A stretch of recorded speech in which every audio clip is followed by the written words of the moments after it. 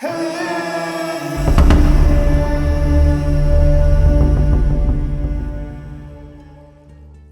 Unseen Bridge.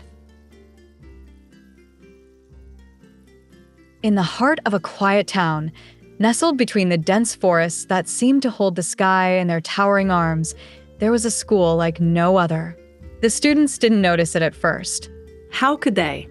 It was just a school, after all, just another place where children learned about the world, wrote on chalkboards, and laughed together in the playground.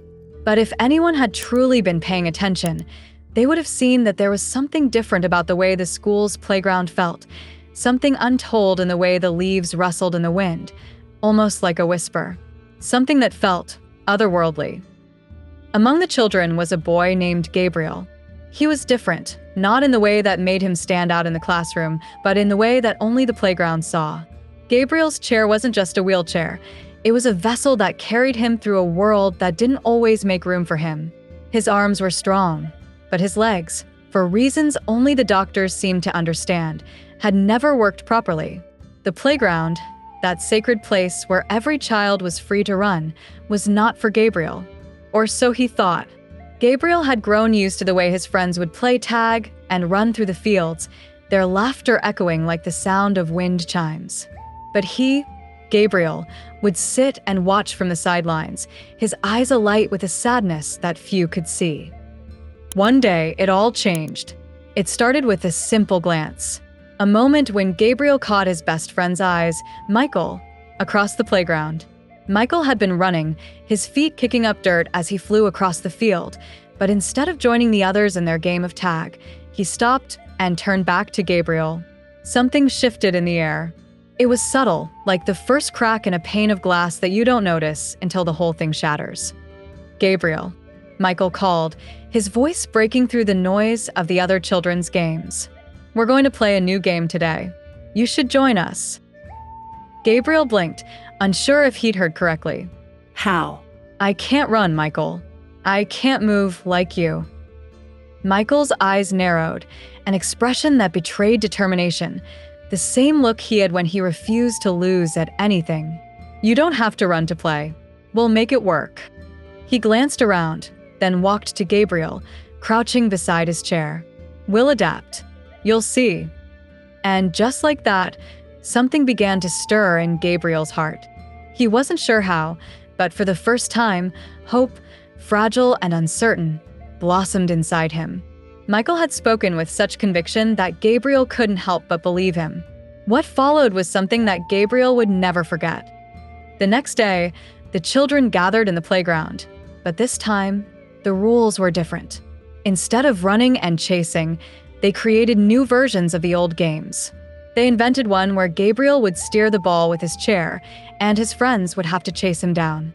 They made paths between trees and bushes, where Gabriel could race along the wheelways his friends had created, cheering him on as they adapted their movements to his needs. And soon enough, Gabriel realized that he wasn't being left out. He was leading in his own way. But then came the unexpected. As the weeks passed and Gabriel grew more comfortable in the new playground games, strange things began to happen. At first, it was only little things. The whispers in the wind, the odd shiver that passed through the trees, the way the shadows seemed to stretch longer than they should. But soon it became impossible to ignore. One day, when Gabriel and his friends were playing near the forest edge, something strange happened. The trees seemed to sway in a way that defied the wind. The ground beneath them felt different, softer, almost as if it were alive. Then a voice, not the voice of a child, but a voice that seemed to come from the very earth itself. "Gabriel," it whispered, as if calling his name from the depths of time. The other children froze, their eyes wide. Gabriel's chair creaked as he slowly turned, the hairs on the back of his neck standing on end. "What was that?" someone whispered. Gabriel's heart beat faster. He had heard it too. It wasn't just his imagination. "Do you hear it, Gabriel?" Michael asked, his voice a mix of awe and fear. But Gabriel couldn't answer. He felt something deep within him stir, an ancient feeling that had no name but was somehow familiar. It was as if the ground beneath him knew him, had always known him, as if something ancient, something powerful, was awakening. I don't know, Gabriel said, his voice barely a whisper. I think it's calling to me. Should we go after it? Michael asked, his curiosity bubbling up. Gabriel's heart was racing now. The voice, it wasn't like anything he had ever heard before. It felt like an invitation into something beyond the veil of the world they knew. And so, against all reason, the children followed Gabriel as he wheeled himself toward the trees, deeper into the forest where the shadows grew darker, where the air smelled of damp earth and something ancient.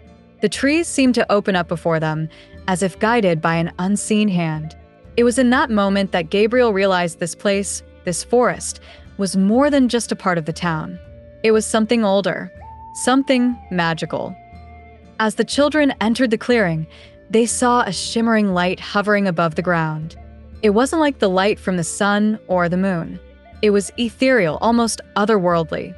Gabriel reached out with trembling fingers, and as soon as he did, the light seemed to respond. It swirled around him, encircling his chair, filling him with warmth. Suddenly, the voice spoke again, clearer this time. Gabriel, you have been chosen. The words echoed through his mind, and for a moment, Gabriel felt as though the ground beneath him had opened up. The world spun around him, and in the blur of it all, he saw something he never expected.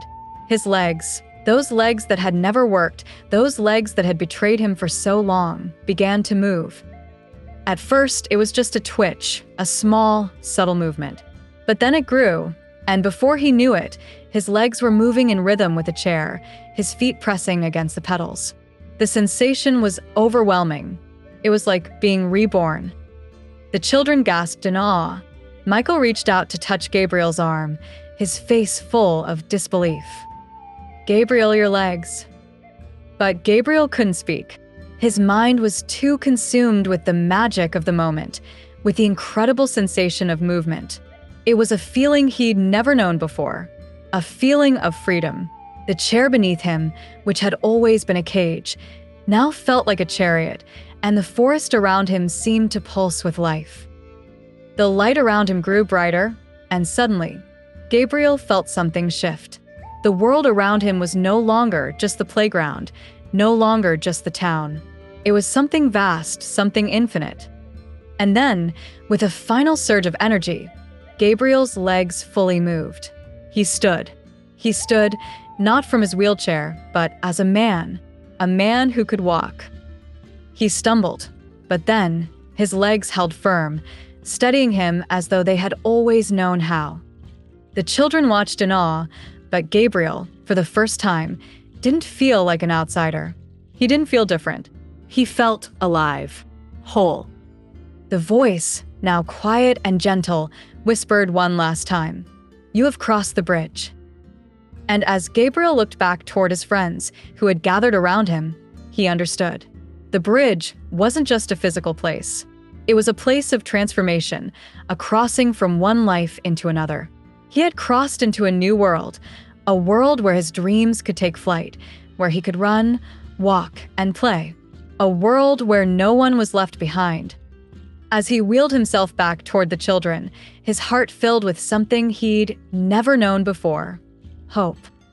And as the sun began to set behind the trees, painting the sky in hues of orange and pink, Gabriel knew that he had found something far more magical than any playground or game. He had found his place in the world. And in that moment, he realized that the real bridge wasn't just between him and the world. It was between the impossible and the possible, the unseen and the seen. As he turned to face his friends, he knew that together, they would walk this bridge to whatever lay beyond. And that, perhaps, was the greatest adventure of all.